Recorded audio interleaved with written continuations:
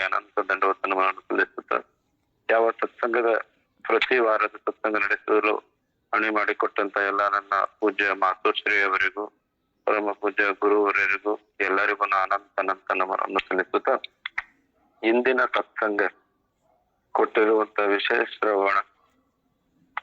ಶ್ರವಣ ವಿಷಯ. ಶ್ರವಣ ಎಂದರೆ ಏನು? ಶ್ರವಣ 4 ತಿಂಗಳು. ಈ ಆಷಾಢ ನಂತರ ಬರುವಂತ ಮಾಸ ಶ್ರವಣ. ಈ ಶ್ರವಣದಿಂದ ಹಿಡಿದು ಅಕ್ಟೋಬರ್ ತಿಂಗಳ ತನ ಯಾವ 4 ತಿಂಗಳ ಎಲ್ಲಾ ಪೂಜಾ ಕಾರ್ಯಗಳನ್ನ ಮಾಡಲಿಕ್ಕೆ ಇದರ ಮುಖ್ಯ ಕಾರಣ, ಇಲ್ಲಿ ಜಗನ್ನಿಯಮಕನಾಗಿರುವಂತ ವಿಷ್ಣು ಈ ನಿದ್ರಾವಸ್ಥೆಯಲ್ಲಿ ಇರುವುದರಿಂದ ಮನುಷ್ಯರು ತಾವು ತಮ್ಮದೇ ಆದಂತ ಶಕ್ತಿಯನ್ನ ನಾವು ಶ್ರವಣ ಮನನ ನಿಧಿಧ್ಯಾಸ ಮುಖಾಂತರ ತಮ್ಮರು ಯಾರು ನೋಡ್ರಿ, ಅದು ಒಂದು ವಾಡಿಕೆ. ಪುರಾಣಗಳಲ್ಲಿ ಭಗವಂತ ವಿಷ್ಣು 4 ತಿಂಗಳ ಯೋಗ ನಿದ್ರೆಯಲ್ಲಿ ಇರುವುದರಿಂದ ಪ್ರತಿಯೊಬ್ಬ ಮನುಷ್ಯ ಜೀವಿಗಳು ತಮ್ಮದೇ ಆದಂತ ಶಕ್ತಿಯನ್ನ ತಾವು ಊರ್ಜಾ ಮಾಡಿಕೊಳ್ಳಲು ಶ್ರವಣಗಳನ್ನ ಮಾಡ್ರಿ. ಯಾವುದೇ ಒಳ್ಳೆ ಕೆಲಸ ಈ ಶ್ರವಣ ತಿಂಗಳಲ್ಲಿ ನಾವು ಪುರಾಣ ಪ್ರವಚನ ನಮ್ಮ ಪರಿಚಯನ್ನ ಕೇಳಲು ಬಹಳ ಮುಖ್ಯವಾಗಿರುವಂತ ಒಂದು ಪರಂಪರೆ ಇದು. ಭಾರತ ದೇಶದೊಳಗೆ ಸನಾತನ ಸಂಸ್ಕೃತಿ ಬಹಳ ವರ್ಷಗಳಿಂದ, ಹಲವಾರು ಲಕ್ಷ ವರ್ಷಗಳಿಂದ ಋಷಿ ಮುನಿಗಳು ಏನೋ ಒಂದು ಶೋಧನೆ ಮಾಡಿ ಇದನ್ನ ನಮ್ಮೆಲ್ಲರಿಗೆ ಕೊಟ್ಟಿದ್ದಾರೆ. ಆದ್ರೆ ಇಲ್ಲಿ ಶ್ರವಣ ಎಂಬ ಶಬ್ದ ಎಂದರೆ ಏನು ಅಂದ್ರೆ, ಶ್ರೋತ್ರ ಪುರುಷ, ಯಾವ ಕೇಳುವಂತ ಪುರುಷನ ಮನಸ್ಸಿನಲ್ಲಿ ಏನು ಇಚ್ಛೆ ಇದೆ ಅದನ್ನು ವಕ್ತ ಶ್ರೋತ್ರ ಅಂದ್ರೆ ಕೇಳುವ ಪುರುಷನ ಮನಸ್ಸಿನೊಳಗ ಏನ್ ಇಚ್ಛೆ ಅದ, ಏನ್ ಪ್ರಶ್ನೆ ಅದ, ಅಂತ ಶ್ರೋತ್ರ ಪುರುಷನ ಪ್ರಶ್ನೆಗೆ ಈ ವಕ್ತ ಅಂದ್ರೆ ಹೇಳುವ ಗುರು, ಶ್ರೋತ್ರಿಯ ಬ್ರಹ್ಮನಿಷ್ಠ ಗುರು ಅವರು ಆ ಪುರುಷನ ಸಂಶಯಗಳು ಮತ್ತು ಆತನ ಮನಸ್ಸಿನಲ್ಲಿ ಇರುವಂತ ಮನೋಭಾವನೆಗೆ ಕಾರ್ಯಾಚರಣೆ ತರುವಂತೆ ಆ ವಿಷಯಗಳನ್ನ ನಿರೂಪಣೆ ಮಾಡುವುದಕ್ಕೆ ಶ್ರವಣ ಅಂತಾರೆ. ಯಾಕಂದ್ರೆ ಶ್ರವಣ ಅಂದ್ರೆ ನಾವ್ ಏನ್ ಅಭ್ಯಾಸ ಕೇಳಿರ್ತೀವಿ, ಯಾರೋ ಹೇಳ್ತಾರಲ್ಲ ಪ್ರವಚನ ಕೀರ್ತನ, ಅದನ್ನ ನಾವು ಶ್ರವಣ ಮಾಡ್ತೀವಿ. ಶ್ರವಣ ಮಾಡ್ಲಿಕ್ಕೆ ಕಿವಿಗಳು ನಮಗೆ ಕೊಟ್ಟಿರೋದು ಪರಮಾತ್ಮನ ದೊಡ್ಡ ಕೊಡುಗೆ. ಯಾಕಂದ್ರೆ ಎಷ್ಟೋ ಜನರಿಗೆ ಕಿವಿಗಳು ಇದಾವು, ಅವು ಕೇಳಲಿಕ್ಕೆ ಯೋಗ್ಯ ಇರೋದಿಲ್ಲ. ಎಷ್ಟೋ ಅವೆಲ್ಲ ಕಾರಣಗಳು ಹುಡುಕ್ಲಿಕ್ಕೆ ಆಗುದಿಲ್ಲ. ಎಷ್ಟೋ ಭೂಮಿ ಮೇಲೆ ಎಷ್ಟೋ ಮನುಷ್ಯರು ಜನ್ಮ ತಾಳಿದ್ದಾರೆ, ಆದ್ರೆ ಕಿವಿಗಳು ಇರುತ್ತೆ, ಕೇಳಲಿಕ್ಕೆ ಆಗಿರುವುದಿಲ್ಲ. ನಮ್ಗೆಲ್ಲ ಕಿವಿ ಕೇಳತ್ತಂದ್ರೆ ಬಹಳ ಪುಣ್ಯವಂತರು ನಾವು. 84 ಲಕ್ಷ ಜೀವರಾಶಿಗಳಲ್ಲಿ ಮನುಷ್ಯನಿಗೆ ಮಾತ್ರ ಶ್ರವಣದ ಅಧಿಕಾರ ಇರೋದು. 84 ಲಕ್ಷ ಜೀವರಾಶಿ, ಪಿಂಡಜ 21 ಲಕ್ಷ, ಗರ್ಭ ಧಾರಣೆ ಮಾಡಿ ಈ ಭೂಮಿ ಮೇಲೆ ಹುಟ್ಟುವಂತ 21 ಲಕ್ಷ ಜೀವರಾಶಿಗಳು, ಅಂಡದಲ್ಲಿ ಹುಟ್ಟುವಂತ 21 ಲಕ್ಷದ ಜೀವರಾಶಿಗಳು, ಬೀಜದಲ್ಲಿ ಹುಟ್ಟುವಂತ 21 ಲಕ್ಷದ ಜೀವರಾಶಿಗಳು, ವೇದಜ ಅಂದ್ರೆ ಬೆವರುಗಳಿಂದ ಹುಟ್ಟುವಂತ ಹೇನು, ತಗಣಿ, ಇಂತ ಈ ಎಲ್ಲಾ ಜೀವರಾಶಿಗಳಲ್ಲಿ ಶ್ರವಣಕ್ಕೆ ಅಧಿಕಾರ ಇರೋದು ಮನುಷ್ಯನಿಗೆ ಮಾತ್ರ.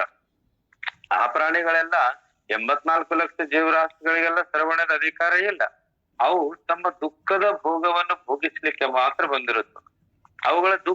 ಅವುಗಳ ಏನಿದೆ ಅವುಗಳ ಜೀವನವನ್ನ ಹಾಗೆ ಅವು ಕಳಿಲಿಕ್ಕೆ ಬಂದಿರೋದು ವಿನಃ ನಮ್ಮ ಮನುಷ್ಯನಿಗೆ ಮಾತ್ರ ಒಂದು ಅಧಿಕಾರ ಇರೋದು ಈ ಶ್ರಾವಣ ಮಾಸದೊಳಗೆ ಶ್ರವಣ ಮಾಡಿ ಆತನ ದುಃಖವನ್ನು ದೂರು ಮಾಡಿಕೊಳ್ಳಲು ಮನುಷ್ಯನಿಗೆ ಮಾತ್ರ ಅಧಿಕಾರ ಇರೋದು. 84 ಲಕ್ಷ ಜೀವರಾಶಿಗಳಿಗೆ ದುಃಖದ ನಿವೃತ್ತಿ, ಪರಮಾನಂದ ಪ್ರಾಪ್ತಿ ಅಧಿಕಾರಿ ಇಲ್ಲ. ಆದ್ರೆ ಮನುಷ್ಯನಿಗೆ ಮಾತ್ರ ಅದು ಸಾಧ್ಯ. ಮನುಷ್ಯನು ತನ್ನ ಸಮಸ್ತ ದುಃಖಗಳ ನಿವೃತ್ತಿ, ಪರಮಾನಂದ ಪ್ರಾಪ್ತಿ, ಇದು ಮನುಷ್ಯ ಜನ್ಮದ ಮುಖ್ಯ ಉದ್ದೇಶ ನಾವು ತಿಳಿದುಕೊಳ್ಬೇಕು. ಮನುಷ್ಯ ಜನ್ಮ ಯಾಕೆ ಸಿಕ್ತು ನಮಗೆಲ್ಲ? 84 ಲಕ್ಷ ಜೀವರಾಶಿಯಲ್ಲಿ ಯಾವ್ದಾದ್ರು ಪ್ರಾಣಿ ಪಕ್ಷಿ ಪಶುವಾಗಿ ಹುಟ್ಟಬಹುದಿತ್ತಲ್ಲ, ಹುಟ್ಟಿದಿರಿ. ಅದೆಲ್ಲ ಬಹಳಷ್ಟು ದೊಡ್ಡದಾಗಿ ಕೌಂಟ್ ಇದೆ, ಅದನ್ನೆಲ್ಲ ನಾವು ಮಾಡ್ಲಿಕ್ಕೆ ಆಗುದಿಲ್ಲ ಕೌಂಟ್. ಅದನ್ನ ಆಚಾರ್ಯ ಶಂಕರಾಚಾರ್ಯ ಮಾಡಿದ್ದಾರೆ. ಪುನನಪಿ ಜನನಂ ಪುನನಪಿ ಮರಣಂ ಜಠರೇ ಜಯನೀ ಶಯನಂ ಇಹ ಸಂಸಾರೇ ಬಹು ದುಸ್ತಾರೇ ಕೃಪಯಾ ಪಾಯೋ ಮುರಾರೇ ಭಜ ಗೋವಿಂದಂ ಗೋವಿಂದಂ ಭಜ ಮೂಢಮತೆ. ಪುನನಪಿ ಮರಣಂ ಪುನನಪಿ ಜನನಂ. ಎಷ್ಟೋ ಸಲ ಹುಟ್ಟಿದ್ದೇವೆ. ಪುನನಪಿ ಜನನಂ ಪುನರಪಿ ಮರಣಂ ಪುನರಪಿ ಜನನಿ ಜಠರೆ ಶಯನಂ. ಎಷ್ಟೋ ಸಲ ಜನ್ಮ ಆಗ್ಯದ, ಎಷ್ಟೋ ಸಲ ಮರಣನೂ ಆಗ್ಯದ. ಇಹ ಸಂಸಾರೆ, ಈ ಸಂಸಾರ ಬಹು ದುಸ್ತಾರೆ. ಈ ಸಂಸಾರ ಬಹಳ ಬಹಳ ದುಸ್ತರ ಅದ. ಈ ಸಂಸಾರದೊಳಗ ಕೃಪೆಯ ಪಾರೇ ಪಾರೇ ಮುರಾರಿ. ಏ ಭಗವಂತ, ಕೃಪೆ ಮಾಡಿ ನನಗೆ ನನ್ನ ಪರಿಚಯವನ್ನು ಮಾಡಿಕೊಡು ಅಂತ ಆಚಾರ್ಯ ಶಂಕರಾಚಾರ್ಯರು ಹೇಳ್ತಾರೆ. ಕೋಟಿ ಕೋಟಿ ಗಟ್ಲೆ, ಕೋಟಿ ಕೋಟಿ ಜನ್ಮ, ಎಷ್ಟೋ ಜನ್ಮ ನಾವು ಬಂದಿದ್ದೇವೆ. ಅದಕ್ಕೆ ಅವರು ಮುಂದೆ ಹೇಳ್ತಾರೆ, ಏನ್ ಮಾಡು ಅಂದ್ರೆ ಭಜ ಗೋವಿಂದಂ ಭಜ ಗೋವಿಂದಂ ಗೋವಿಂದಂ ಭಜ ಮೂಢಮತೆ ಅಂತ ಹೇಳ್ತಾ ಮುಂದೆ ನಮ್ಮೆಲ್ಲರಿಗೆ ಇನ್ನೊಂದು ಉಪಾಯ ಬಹಳ ಅದ್ಭುತವಾಗಿ ಹೇಳ್ತಾರೆ ಆಚಾರ್ಯ ಶಂಕರರು. ಅವರು ಗೋವಿಂದಂ ಭಜ ಗೋವಿಂದಂದೊಳಗ ಈ ಶ್ಲೋಕಗಳು ಇರ್ತವೆ. ಅದು ಬಹಳ ಪ್ರಚಲಿತವಾಗಿರುವಂತ ಶ್ಲೋಕ. ಈ ಶ್ರವಣದ ಮುಖ್ಯ ಉದ್ದೇಶ ಏನಂದ್ರೆ, ಶ್ರವಣ ಅಂದ್ರೆ ಸತ್ಸಂಗ, ಸತ್ಸಂಗತ್ವೇ ನಿಸ್ಸಂಗತ್ವಂ. ಒಂದ್ ವೇಳೆ ನಮ್ಮ ಜೀವನದೊಳಗ ಏನಾದ್ರೂ ಶ್ರವಣ ಘಡಾಸಿದರೆ, ನಾವು ಶ್ರವಣ ಮಾಡ್ಲಿಕ್ಕೆ ಉತ್ಸುಕರಾಗಿ ತೀವ್ರ ಇಚ್ಛೆಯಿಂದ ಏನಾದ್ರೂ ನಾವು ಇಷ್ಟಪಟ್ಟು ಕೇಳಿದ್ರೆ ಆ ಸತ್ಸಂಗದ ಫಲದ ಉತ್ತರ ಏನಂದ್ರೆ ನಿಸ್ಸಂಗತ್ವಂ.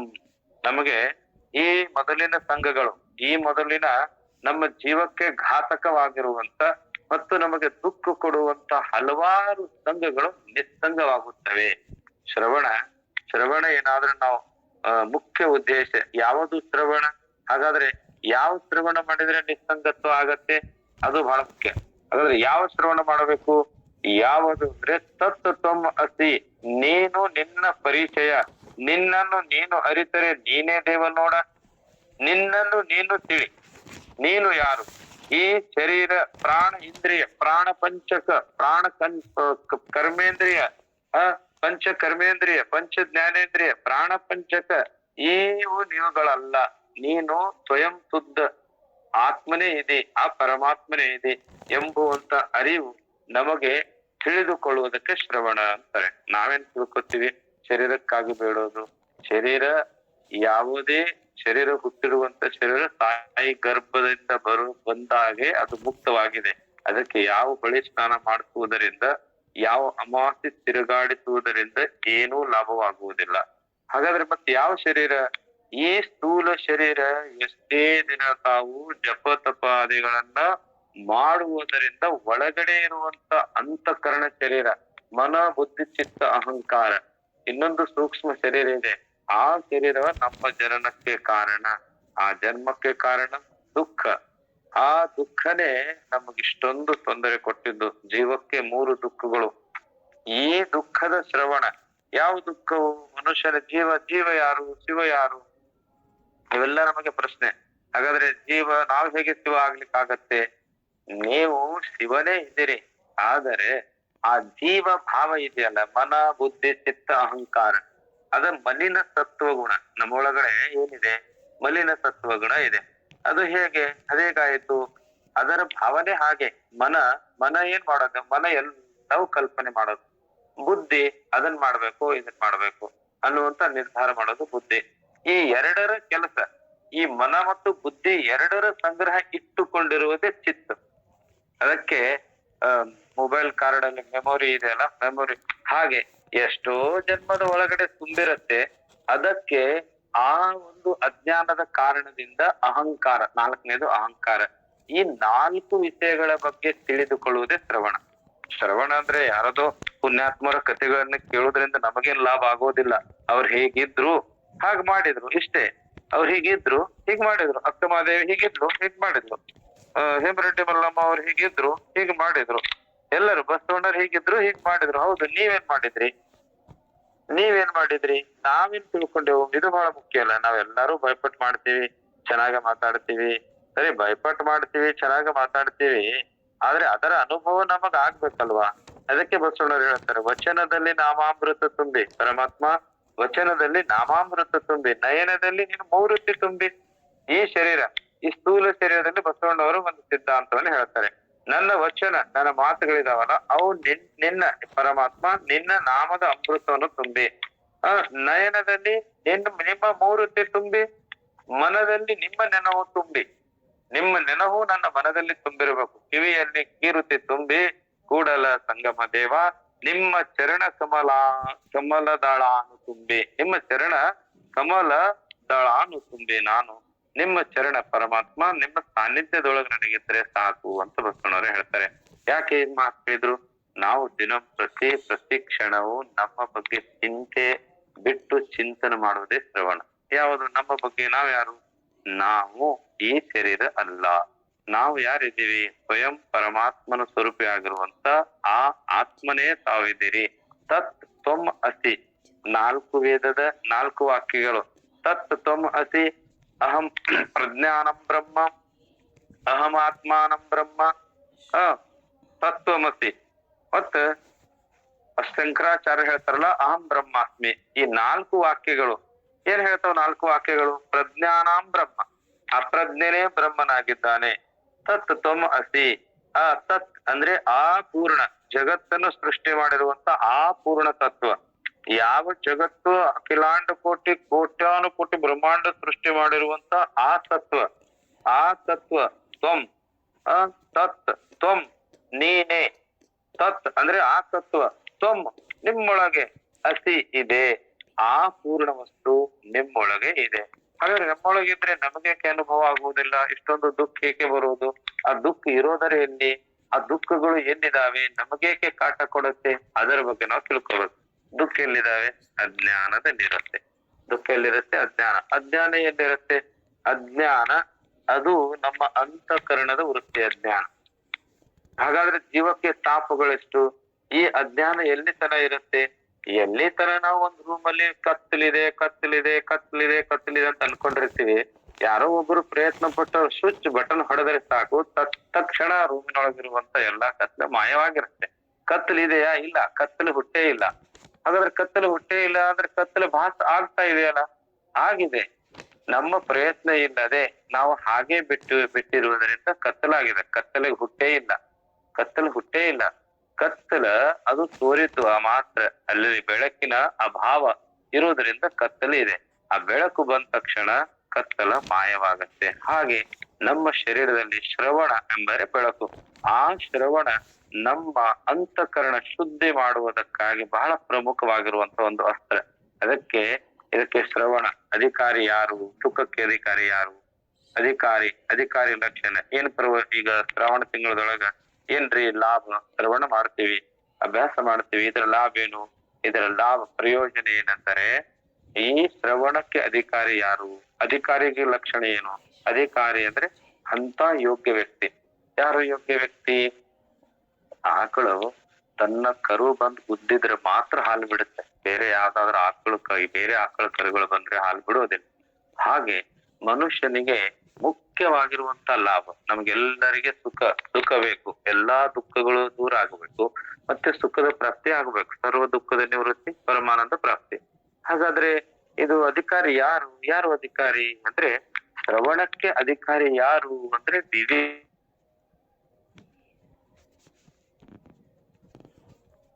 ಯಾವುದು ಸತ್ಯ ಇದೆ, ಯಾವುದು ಮಿಥ್ಯೆ, ಯಾವುದು ಆತ್ಮ, ಯಾವುದು ಅನಾತ್ಮ, ಯಾವುದು ಸುಖಕರವಾದದ್ದು, ಯಾವುದು ದುಃಖಕರವಾದದ್ದು ಎಂಬುವುದರನ್ನ ಪ್ರತಿ ಕ್ಷಣ ಅದರ ಲೆಕ್ಕ ಹಾಕುವನು ವಿವೇಕಿ ಯಾರು ಅಂತ ಹೇಳಿದ್ರೆ, ನಾವು ನಮ್ಮ ಮುಂದೆ ಇರುವಂತ ವಸ್ತುಗಳು ಜಡ ಮತ್ತು ಚೇತನ, 2 ವಸ್ತು ಇದಾವೆ.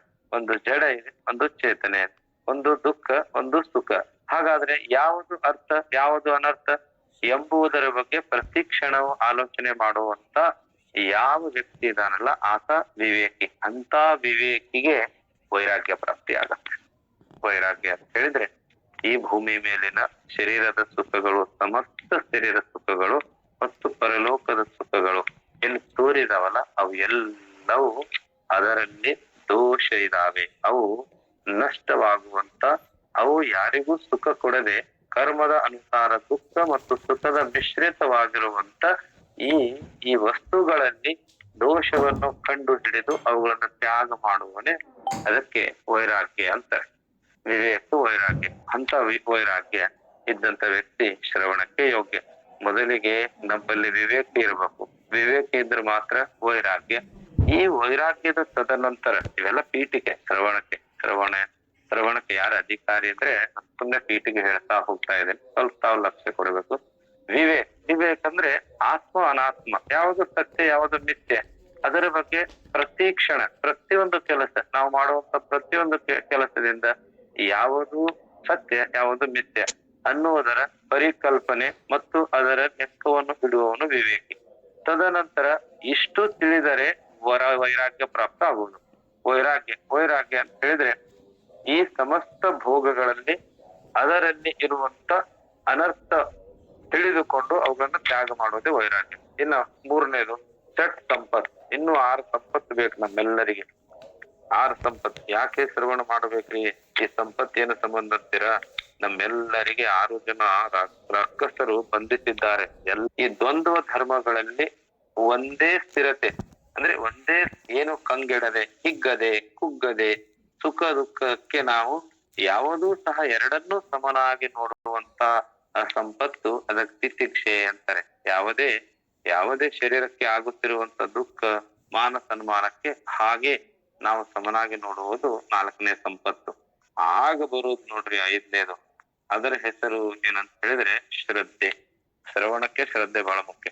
ಶ್ರದ್ಧಾವಾನ್ ಲಭತೆ ಜ್ಞಾನಂ ತತ್ಪರಂ ಸಂಯತೇಂದ್ರಿಯ ಜ್ಞಾನಂ ಲಬ್ಧಾ ಪರಂ ಶಾಂತಿ ಅಚಿರೇಣಾದಿ ಅಧಿಗಚ್ಚತಿ. ಯಾವ ಮನುಷ್ಯನಿಗೆ ಶ್ರದ್ಧೆ ಇರುತ್ತೆ ಆಗ ಶ್ರವಣ ಆಗುತ್ತೆ.